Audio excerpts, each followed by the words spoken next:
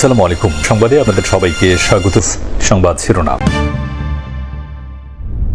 শ্রুতি বাস্তবায়নে আন্তরিক হবেন চাকসুর নবনির্বাচিতরা, আশা শিক্ষার্থীদের। আবাসন সংকট, সাইবার বুলিং সহ নানা সংকট সমাধানের প্রত্যাশা। মোহাম্মদপুরে জমি নিয়ে বিরোধের জেরে পুলিশ পরিচয়ে বাসায় ঢুকে হামলা, লুটপাট, মামলা হলেও গ্রেপ্তার হয়নি কেউ।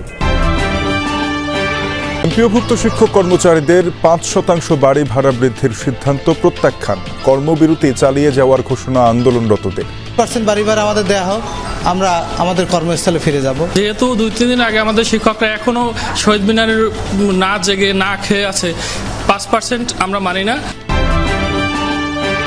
ওমানে সড়ক দুর্ঘটনায় নিহত 7 প্রবাসীর দাফন সম্পন্ন, শেষ বিদায়ে মানুষের ঢল, শোকাবহ পরিবেশ সন্দ্বীপবাসী আজকে ভারাক্রান্ত এবং খুবই ব্যথিত, যেহেতু সন্দ্বীপের মানুষ একেবারে একসাথে 7 জন ভাই যারা প্রবাসী গেছে নিজের সংসারকে বসানোর জন্য অনেক স্বপ্ন নিয়ে। সর্বপ্রথম আল্লাহ সুবহানাহু ওয়া তাআলার কাছে দরখাস্ত করি, আল্লাহ যেন এই রেমিটেন্স যোদ্ধা 7 জনকে জান্নাতের ওয়ারিস বানিয়ে দেন। লক্ষ্মীপুরে বেড়েই চলেছে কিশোর গ্যাংয়ের দৌরাত্ম্য, সক্রিয় অন্তত 50টি গ্রুপ, চিহ্নিত স্পটে বাড়ানো হয়েছে প্রশাসনের নজরদারি। আমরা 12টা পয়েন্টকে আমরা চিহ্নিত করেছি, 12টা পয়েন্টকে চিহ্নিত করে যে সময় তারা তাদের দৌরাত্ম্য বাড়ে সেই সময় আমরা পুলিশ টহল এবং চেকপোস্ট বাড়িয়েছে। চাকসু নির্বাচনের ফল প্রকাশের একদিন পর সকাল থেকে চট্টগ্রাম বিশ্ববিদ্যালয়ের প্রাঙ্গণ একেবারে শান্ত। শিক্ষা প্রতিষ্ঠান বন্ধ থাকায় কয়েকজন আবাসিক শিক্ষার্থী ছাড়া ক্যাম্পাসে ছিল শুনশান নীরবতা। ছাত্রছাত্রীদের প্রত্যাশা, ইশতেহার অনুযায়ী আবাসন সংকট, সাইবার বুলিং বন্ধ সহ বিভিন্ন সমস্যার সমাধানে দ্রুতই কাজ শুরু করবেন নবনির্বাচিত নেতারা। চাকসু নির্বাচনে শিবির সমর্থিত প্যানেল সম্প্রীতির শিক্ষার্থী জোটকে স্বাগত জানিয়েছেন শিক্ষার্থীরা। তাদের প্রত্যাশা, ইশতেহার অনুযায়ী আবাসন সংকট, শাটল, নিরাপদ ক্যাম্পাস সহ প্রধান সমস্যাগুলো আগে সমাধানে কাজ করবে নবনির্বাচিত প্যানেল। আমাদের যানবাহনের সমস্যা, আবাসনের সমস্যা, প্লাস যে সকল সমস্যা রয়েছে এগুলো তারা সমাধান করবে, এটা নিয়েও আমরা আশাবাদী। আমরা যে হলে সিট পাই না আমরা এখনো ভার্সিটির বাইরে থাকি, এগুলো তারা অবশ্যই দেখবে। তারপর আমাদের শাটেল ট্রেন সব কিছু যোগাযোগ আবাসনের থেকে তারা আমাদের দিকে নজর রাখবে। গবেষণা, ওভারঅল সেশন জট, এই সমস্যাগুলো তারা অবশ্যই নিরসনে কাজ করবে, কারণ তারা শিক্ষার্থীদের ম্যান্ডেট। নারী শিক্ষার্থীদের জন্য স্যানিটারি সুবিধা, সাইবার বুলিং বন্ধ সহ নিরাপদ ক্যাম্পাস গড়ে তোলার আহ্বান জানান তারা। নারীদের জন্য এখানে একটি মাত্র পাবলিক ওয়াশরুম আছে আর ফ্যাকাল্টিতে আছে, এটা একটা বিষয় একটু খেয়াল করা উচিত। স্যানিটারি প্রবলেমটা আমাদের এখানের মধ্যে অনেক বেশি স্যানিটারি প্রবলেম বা নিরাপত্তার সমস্যা, এই ধরনের সকল সমস্যাই আসলে জোর দেওয়া উচিত। ক্যাম্পাসে আধিপত্য বিস্তার আর রাজনৈতিক দলগুলোর শিক্ষার্থীদের মধ্যে সহিংসতা রোধে নতুন প্যানেল কার্যকর ভূমিকা রাখবে, এমনটাই আশা শিক্ষার্থীদের। আধিপত্য বিস্তার নিয়ে এই মারামারিগুলো হয়, দেখা যাচ্ছে এখানে অন্য এক জায়গার সাথে সংযোগ না থাকার কারণে দেখা যাইতেছে এই বিষয়টা বেশি হয়। শিবির ছাত্রদল এই ধরনের অথবা বাম সংগঠনগুলো, ওদের মধ্যে ক্ল্যাশ হওয়ার যে সম্ভাবনাটা আমার মনে হয় সেটা হচ্ছে এখন আর নাই। নির্বাচন হওয়ার পর চাপ সৃষ্টি করে, বিভিন্ন হলের মধ্যে যে রুম দখল করে, আপাতত এই দখলের বিষয়টা তেমনভাবে উঠে আসে নাই। তা আমরা চাই যে এইসব বিষয়টা জানে না ওঠে। চাকসু নির্বাচনে ভিপি, এজিএস সহ 24টি পদে ছাত্র শিবিরের জয় জয়কার। বাকি একটি পদে ছাত্রদল প্যানেলের আইয়ুবুর রহমান এবং সহ খেলাধুলা ও ক্রীড়া সম্পাদক পদে নির্বাচিত হন স্বতন্ত্র প্রার্থী তামান্না মাহবুব। চাকসুর ইতিহাসে ছাত্র শিবিরের সবশেষ জয় এসেছিল 1981 সালে। রাজধানী মোহাম্মদপুরের চন্দ্রিমা হাউজিং এলাকায় জায়গা জমি নিয়ে দ্বন্দ্বের জেরে পুলিশ পরিচয়ে বাসায় ঢুকে হামলা, মারধর ও লুটপাট হয়েছে। এ ঘটনায় এক নারী সহ 3 জন আহত। ভুক্তভোগী মাকসুদা আক্তার মুক্তা মোহাম্মদপুর থানায় 11 জনের নামে উল্লেখ সহ অজ্ঞাতনামা 15 থেকে 20 জনের নামে মামলা দায়ের করেছেন। পুলিশ জানায় তদন্ত শেষে এজাহারভুক্ত আসামিদের গ্রেপ্তারে এরই মধ্যে অভিযান শুরু হয়েছে। সিসি ক্যামেরার ফুটেজে দেখা যায় একদল লোক ঢুকছে মোহাম্মদপুরের চন্দ্রিমা হাউজিং এলাকার 8 নম্বর রোডের 1 নম্বর বাসায়। ঢুকেই দেশীয় অস্ত্র দিয়ে এলোপাথারি মারধর শুরু করে তারা।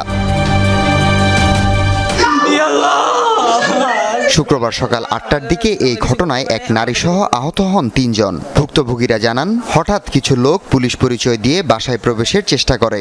বাসার প্রধান ফটকের কেচিগেট ভেঙে ফেলে বাসায় ঢোকে তারা।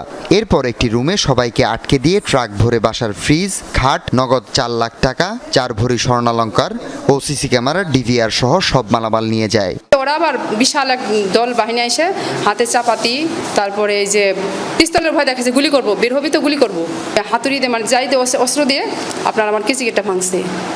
তারপরে সেই দরজাটা ভাঙছে, যখনই দেখছি যে কেচিগেট ভেঙে ফেলেছে, তখন আমার মা ছেলে 3 জনে মিলে রুমে চলে গেছি। বললাম আমরা কুড়ে থেকে আসছি, একবার বলছে পুলিশ, একবার বলছে কুড়ে থেকে আসছি। তো কুড়ে থেকে আসলে আইডি কার্ড দেখান, তো আইডি কার্ড কিসের? তো আমি আমার ওয়াইফরে বলছি যে ওদের কি পোশাক আছে না পোশাক ছাড়া উঠছে। শুক্রবারের দিন এ বললো পোশাক ছাড়া। ওই মুহূর্তে আমার ওয়াইফ চিল্লাচিল্লি শুরু করেছে, তখন তার মোবাইল নিয়ে মোবাইল আর দিবে না, ভিতরে অনধিকারভাবে প্রবেশ করে ফেলছে।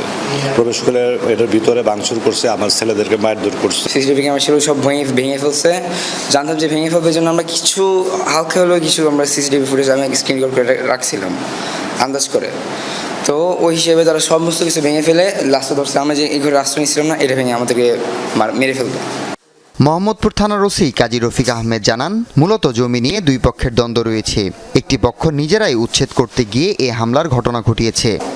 জায়গা নিয়ে 2 পক্ষের মধ্যে বিবাদ আছে, এটা নিয়ে তারা দখল করতে যায়। পরবর্তীতে সংবাদ দিলে আমরা গিয়ে উদ্ধার করে নিয়ে আসি। পরে তাদের লিখিত অভিযোগের ভিত্তিতে আমরা মামলা নেই, আমরা তদন্ত চলমান। এই ঘটনায় 11 জনের নাম উল্লেখ সহ অজ্ঞাতনামা 15 থেকে 20 জনের নামে মামলা দায়ের করেছে ভুক্তভোগী মাকসুদা আক্তার মুক্তা। 5% বাড়ি ভাতার প্রস্তাব প্রত্যাখ্যান করে সারা দেশে কর্মবিরতি পালন করছেন এমপিওভুক্ত শিক্ষকরা। দেশের বিভিন্ন শিক্ষা প্রতিষ্ঠানে শিক্ষকরা উপস্থিত থাকলেও পাঠদান থেকে বিরত থাকছেন তারা। চিকিৎসা ভাতা বৃদ্ধি, কর্মচারীদের ঈদ বোনাস 75% বৃদ্ধি সহ 3 দফা দাবি আদায় না হওয়া পর্যন্ত কর্মসূচি চালিয়ে যাওয়ার ঘোষণা দেন তারা। এদিকে টানা 8 দিন আন্দোলনরত বেসরকারি শিক্ষা প্রতিষ্ঠানের এমপিওভুক্ত শিক্ষকদের 5% এবং সর্বনিম্ন 2000 টাকা হারে বাড়ি ভাড়া নির্ধারণ করে সম্মতি প্রদান করেছে অর্থ মন্ত্রণালয়। তবে প্রস্তাব প্রত্যাখ্যান করে আন্দোলন চালিয়ে যাওয়ার ঘোষণা দিয়েছেন আন্দোলনরত এমপিওভুক্ত বেসরকারি শিক্ষক কর্মচারীরা।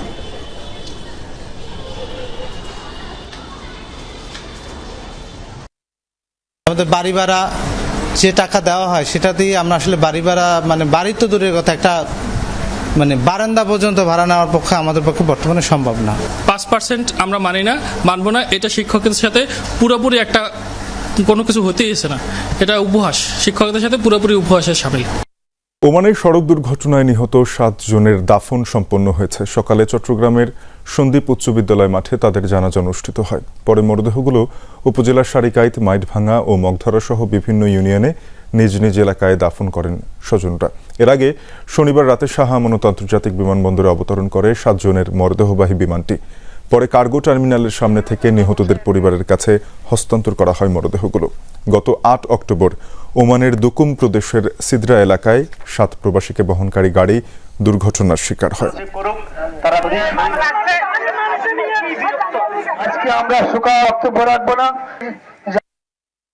পুরো সন্দ্বীপবাসী আজকে ভারাক্রান্ত এবং খুবই ব্যথিত, যেহেতু সন্দ্বীপের মানুষ একেবারে একসাথে 7 জন ভাই যারা প্রবাসী গেছে নিজের সংসারকে বসানোর জন্য অনেক স্বপ্ন নিয়ে আজকে তারা কফিনবন্দি হয়ে তারা দেশে এসেছেন। এই রেমিটেন্স যোদ্ধাদের পরিবারকে সহযোগিতা, সহমর্মিতা প্রদান করার উদাত্ত আহ্বান জানাচ্ছি।